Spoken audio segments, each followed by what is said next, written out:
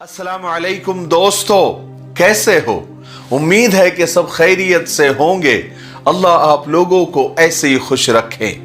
आज का किस्सा जरा दिल थाम के सुनना, क्योंकि आज का किस्सा बड़ा ही जबरदस्त है, दर्द भरा है, सबक आमोज है। अगर यूं कहूं कि रुला देने वाला है, झंझोड़ देने वाला है, रोंगटे खड़े कर देने वाला है, तो गलत नहीं होगा।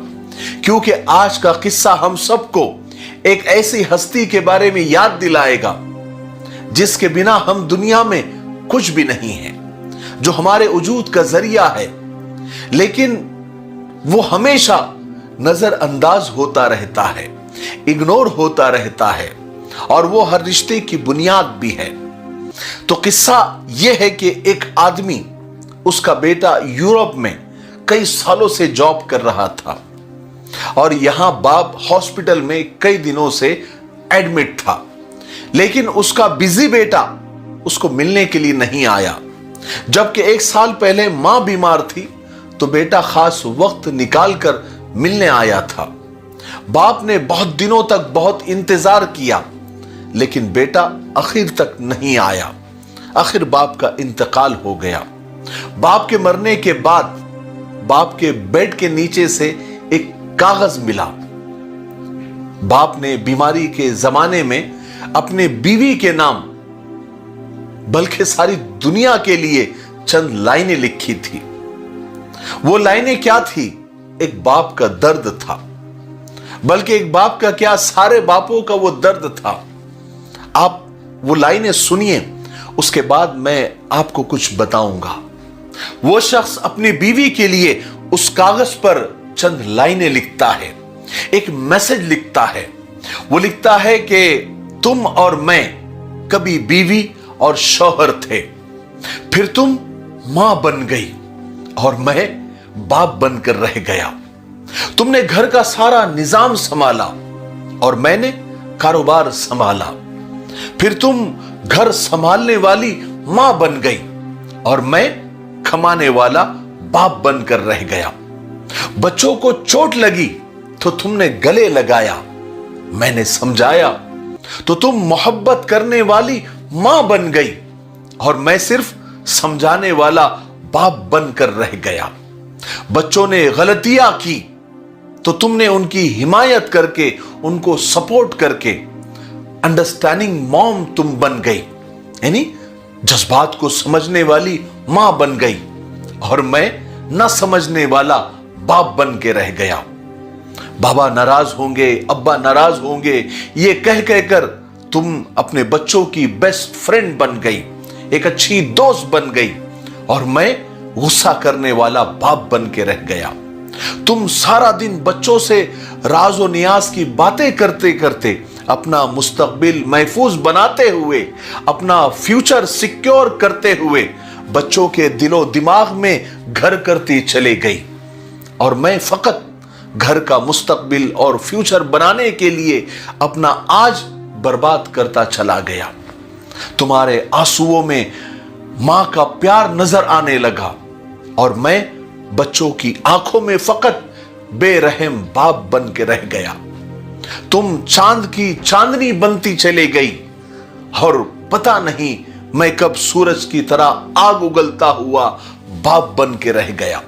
तुम एक रहम दिल और शफीक मां बनती चली गई और मैं तुम सब लोगों की जिंदगी का बोझ उठाने वाला सिर्फ एक बाप बन के रह गया। लेकिन मैं बताऊं, मैं भी एक बाप हूं, एक इंसान हूं।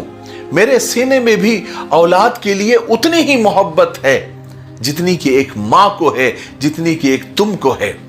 लेकिन अफसोस, सद अफसोस, बच्चों ने मां पर तो बहुत प्यार लुटाया, लेकिन एक बाप को भूल गए।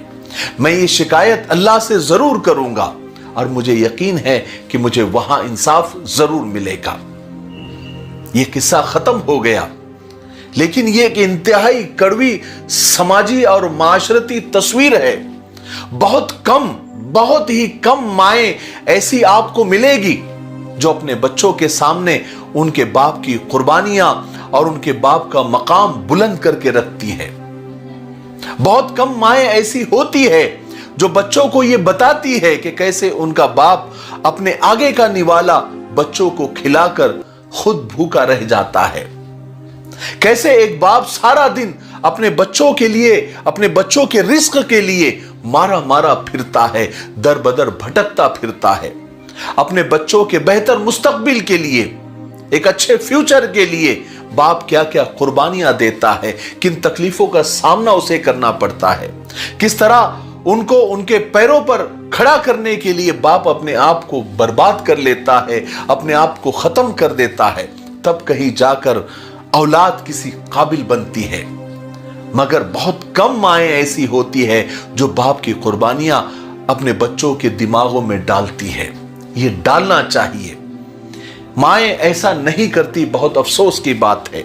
ये औलाद को ये बातें उस वक्त समझ में आती है जब वो खुद बाप बन जाते हैं।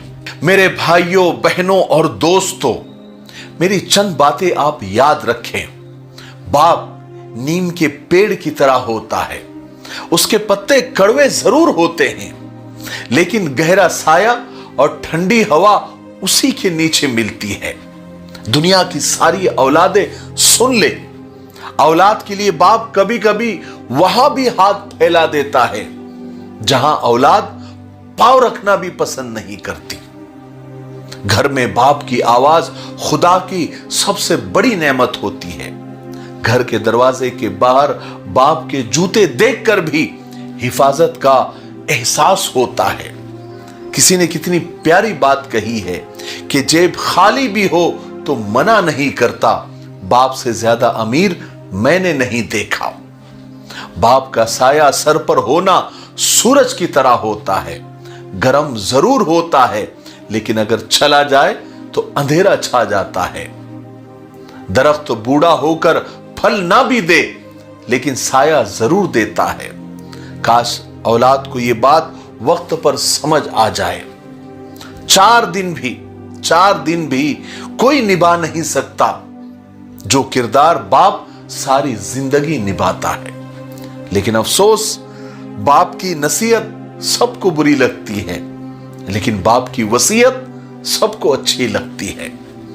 हमें बैंक के किस्तें याद होती है, कार के इंस्टॉलमेंट याद होते हैं, घर के इंस्टॉलमेंट याद होते हैं, लेकिन बाप के एहसान याद नहीं रहते। मुझे उम्मीद है कि आज के किस्से से हम सबको बहुत कुछ सीखने को मिला होगा। तब तक मेरे लिए, पूरी उम्मत के लिए, पूरी इंसानियत, पूरी मानवता के लिए और हमारे प्यारे मुल्क भारत के लिए, यहाँ की अमन शांति के लिए, तरक्की उन्नति के लिए खूब दुआएं करते रहे। अस्सलामु अलैकुम व रहमतुल्लाहि व बरकातहू।